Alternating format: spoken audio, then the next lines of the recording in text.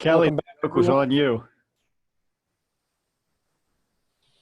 It said 110 seconds, and now we're back. Yeah. You guys get that too? Quick. We did. Kelly, the joke was on you. Yeah, I know, right? That's the quickest. I'm glad I wasn't 100. saying something like someone was in my breakout room and all of a sudden you got cut off. Did it immediately That's the just quickest- stop? That was the quickest 100 seconds I've ever It done. was. Isn't 100 Also, seconds like- more than a minute? It's like I don't know was- what happened there. That's It like was COVID-19, milliseconds. 118 seconds. They've redefined what is a kilo. Now they redefined what is a second. what's a second? Yeah, it goes like 113 milliseconds or something. Sorry. Hey, after we do our updates, if folks want to go back to their rooms and have time, I'm going to recreate the rooms for those who can and want to continue the conversation. But we do have to give our quick update, so we'll do 3 minutes. But Dan, go ahead and take it away. Yeah, I apologize for that. I'm not really sure what happened there. I thought I accidentally Put it on the plus delta. Right? I will admit, I have to say, being a host of this was it was awesome. Being able to go in and out of these meetings, it's incredible all the different topics that we're able to cover and discuss throughout these meetings.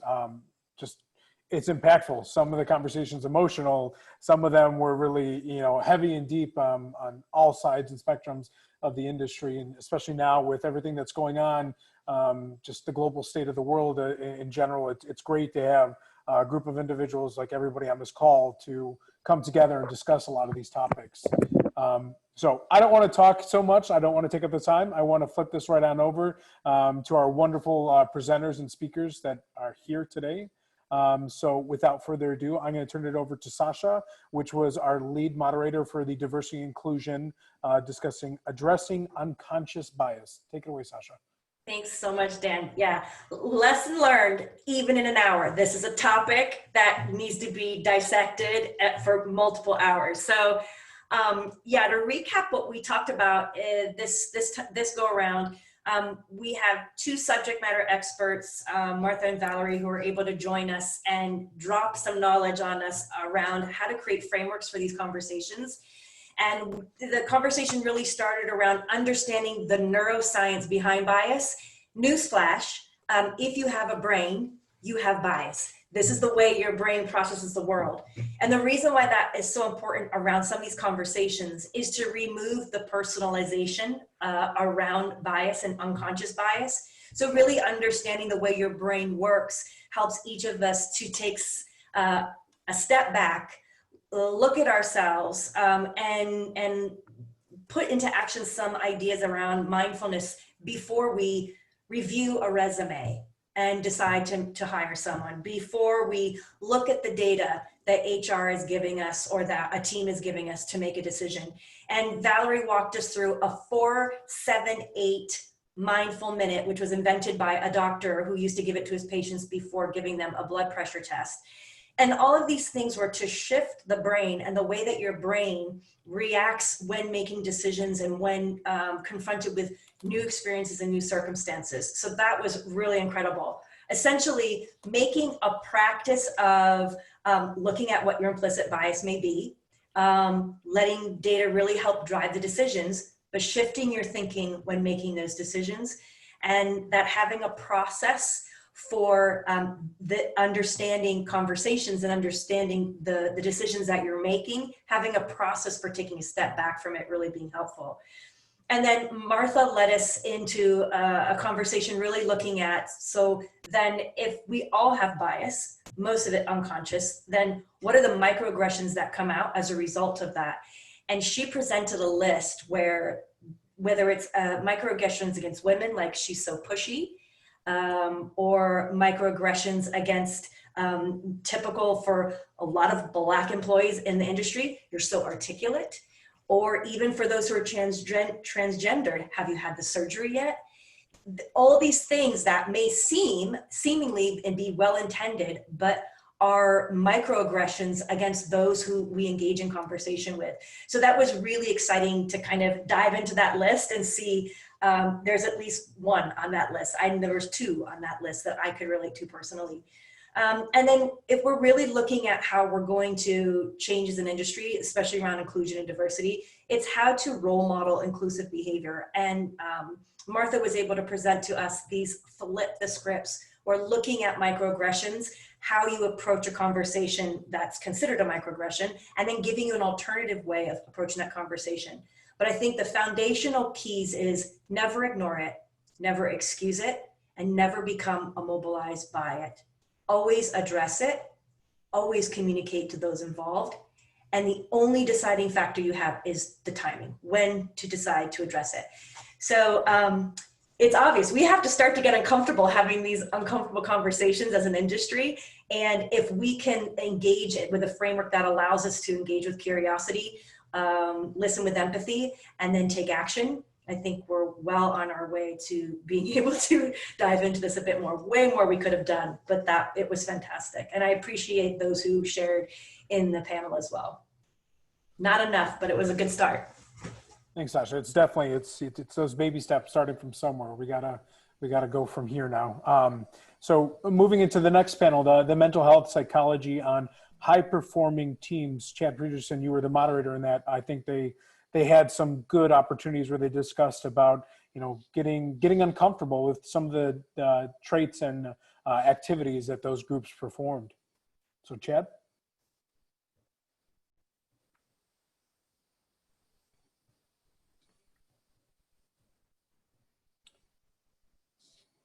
Chad, you're on mute if you're talking.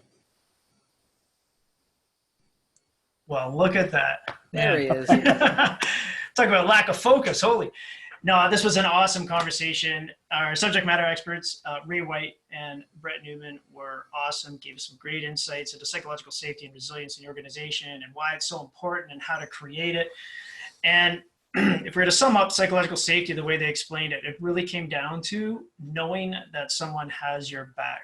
And to make that effective in the organization, they explained how leaders should be using vulnerability, making themselves vulnerable, and engaging their team, creating peer groups and discussions, and normalizing the conversations around mental health in the organization. So that silent, tough wall that keeps people from speaking about their mental health is broken down.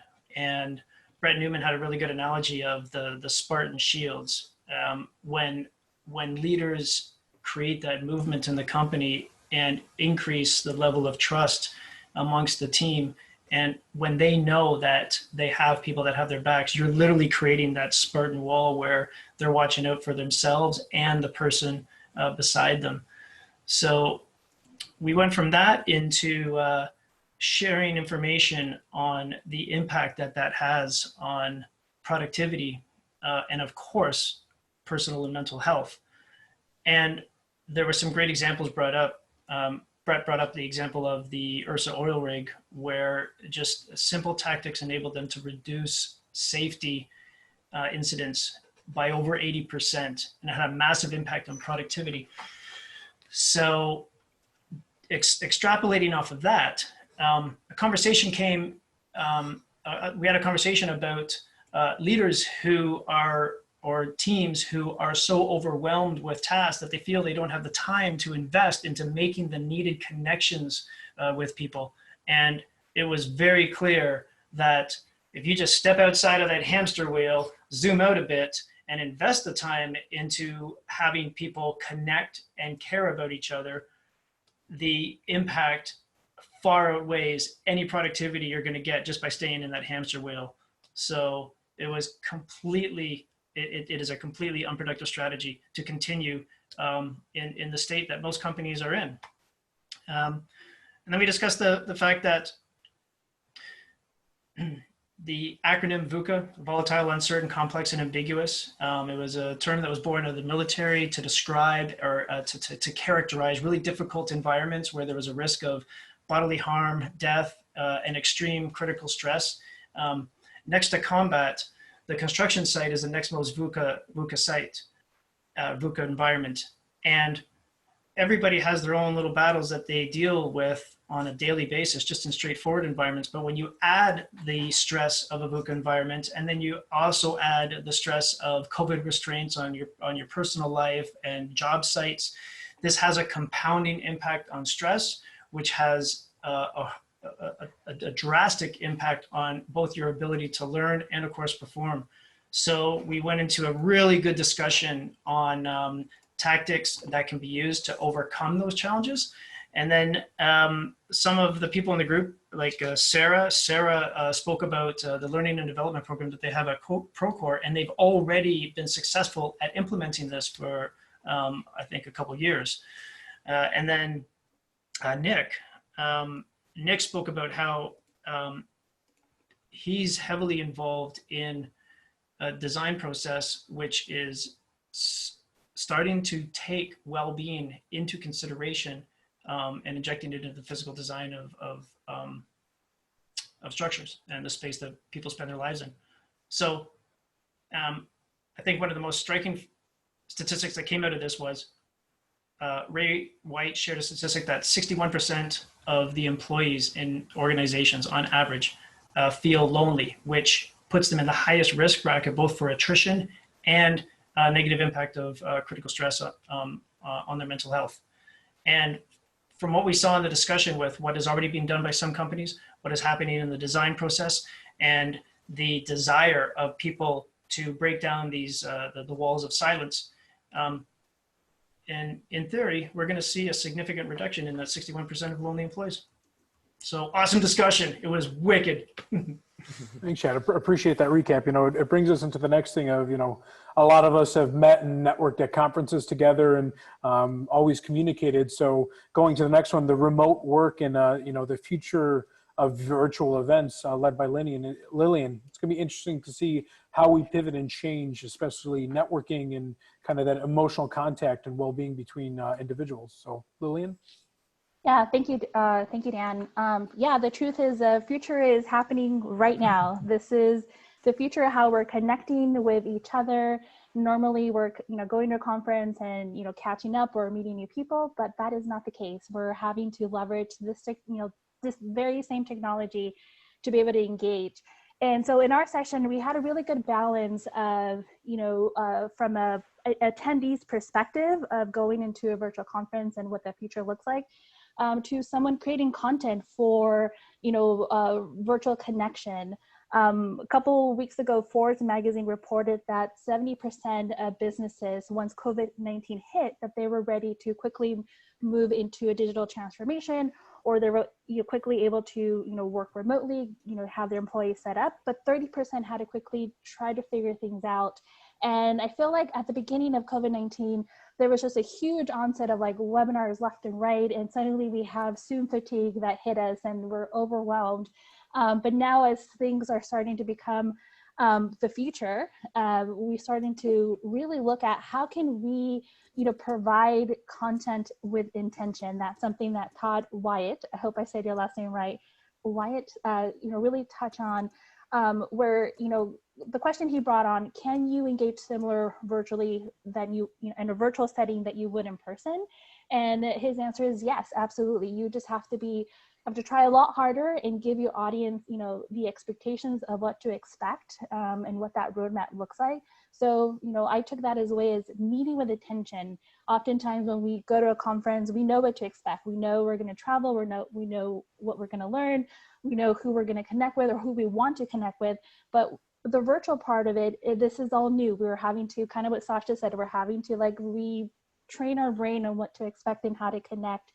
And Todd Sutton talked about his experience on attending a virtual conference and his experience of sort of the expectation was set very clear for him on what, you know, how to get ready. There was a swag package that was sent with all of these goodies, even some emoji, you know, stickers that he can, you know, show on camera. So he was well prepared on what he was going to expect the next, you know, 3 days. So that was worth his time of investment. But there was a lot of good, you know, nuggets in here where Todd Weyandt talked about, you know, one of the intentions they had to come up with is creating a mastermind, an MVP mastermind series. That was a new way for them to have to engage with their audience. And, you know, to their surprise, they had, you know, an average amount of people attend these masterminds, about 200 people. So you know, lots of great conversations, lots of great nuggets on, you know, what the future is holding for us, and it's not going away. This is, you know, the new way of engaging with the industry. So thank you. Todd, I want to see those emojis. Do you have them on Yeah. you? Where are they? Hold I on. spotlighted your video. Show us what you're working with. Here we go. There we go. That's funny. Yeah, sure. I love it. And, you know, so yeah, it's fun. It's definitely something interesting as the industry transitions. You know, it's something that we deal with on a daily basis of, you know, we're going to go through this now that it's amazing all the things that we're discussing right now, but we're all builders, and we haven't really talked about building that much. So, you know, going into the digital life cycle, and as we transition into more transparency into the build cycle, the ownership cycle, I want to invite Kelly Doyle to discuss the digital twin and the digital life cycle challenge that we face currently. Appreciate it. Thanks for handing that one over.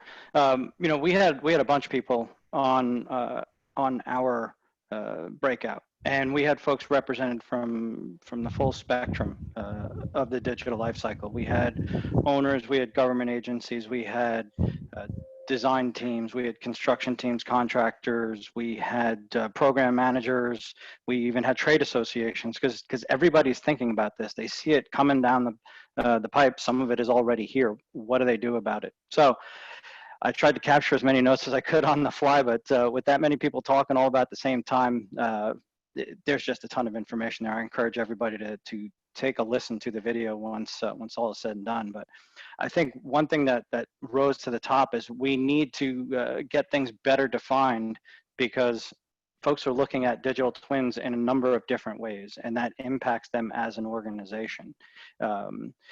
It is encouraging, however, though, that we have multiple organizations starting to tackle the definitions and standards, like the Digital Twin Consortium and the UK National Digital Twin Initiative. You know, these are organizations that are trying to create some framework for folks to work within to facilitate better conversations.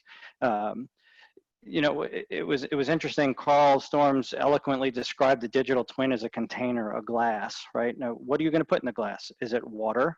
Is it soda? What liquid is it? And the liquid is the data, right?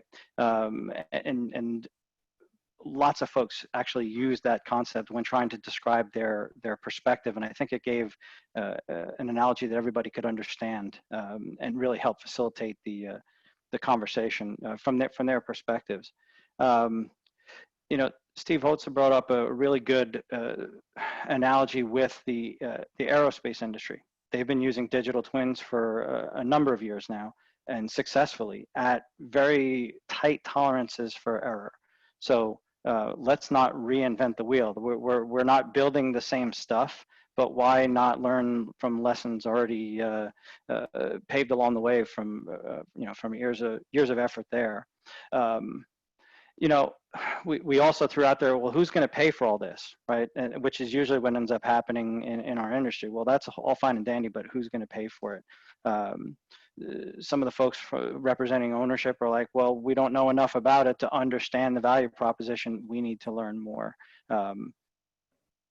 Other folks are not getting paid enough to do the work. But one thing I found encouraging was Jeff Walter from AECOM described an encouraging activity he's seeing on the Alliance mega projects that he's working on with AECOM. These folks are actually building innovation dollars and framework into their projects. So on these mega projects, they're big enough to really run the full scope and the full scale of how we can impact the industry, and it's essentially a living lab. So there are people putting money behind it, and I think that is going to impact the innovation across the entire industry. But even with all this effort, you know, I'll bring it home to the education that needs to happen at all levels. But if the owners are expected to see the most benefit out of it, because they're the ones that are going to operate the building moving forward, you know, Rob Fisher from CURT brought up a really good point in that we need to educate the folks within the owner teams as well. You don't have your capital projects construction teams speaking the same language as your operations teams. And we need to get folks on the same path. If folks are building technology solutions, we need to talk to both design teams and construction team and operations, because the data has to make sense. There has to be an end result that everybody agrees upon, that there's value. So hope that was a good wrap up. I'm sure there's more. I'm going to learn more even myself when I listen to the video again.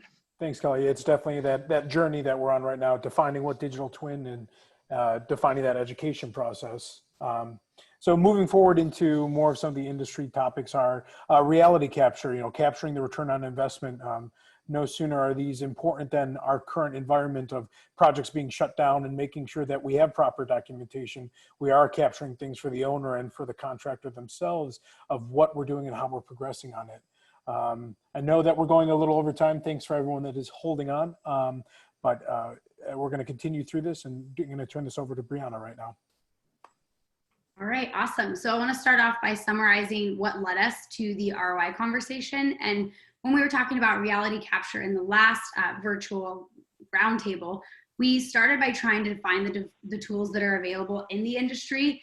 And we realized that that probably wasn't the best way of going about it, because there are so many tools that are out there, and there's really different ways to use all of those tools that are going to make or break the return on investment on them. So we decided we needed to look at how we could compare those tools first.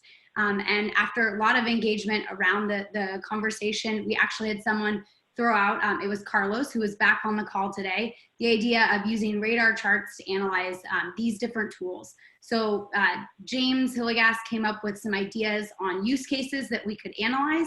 And then Rob, Dustin, and myself put together a few different radar charts where we analyzed 2 different use cases, one for as-built and another for progress tracking. And there we looked at only 2 different reality capture tools, post-process images and laser scans. Once we had those radar charts, we really got the conversation going. So we looked at 5 specific categories that we're using to define people to help make informed decisions. And we had lots of solid conversation back and forth on if those were the right categories. And we came up with some changes to that. We've defined them as ease of capture, frequency, the ease of data access, positional accuracy, and then potential deliverables.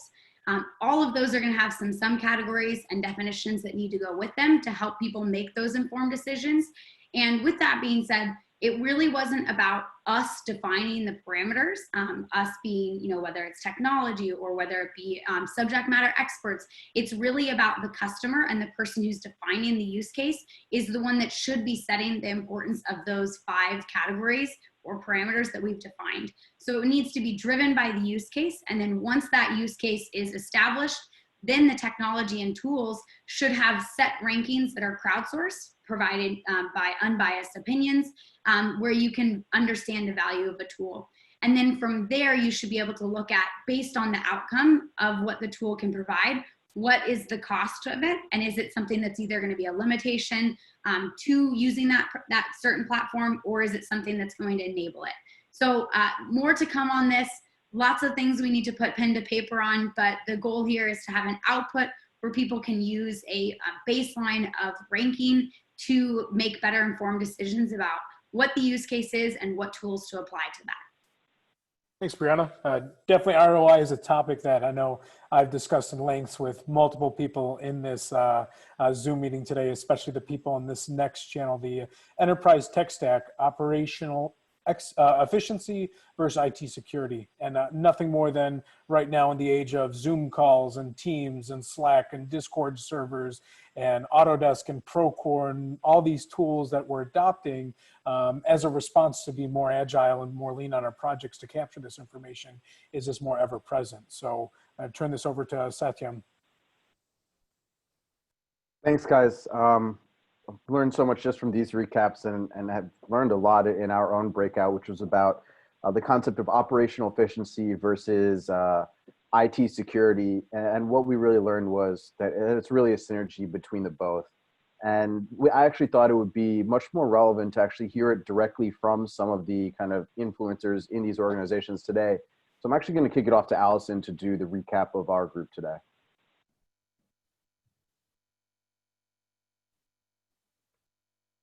Okay.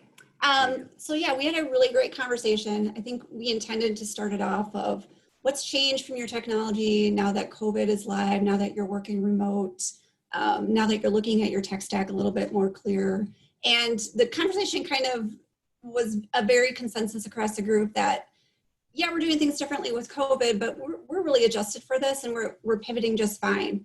We had a lot of good conversations about just, you know, how you look at technology, how you look at it from a functional standpoint to ensure that your operations groups are on board, they're going to use the tool, and then how do you also incorporate that the technology component of it, ensuring that you are looking at both very united and making that good decision that is good for your overall business strategy.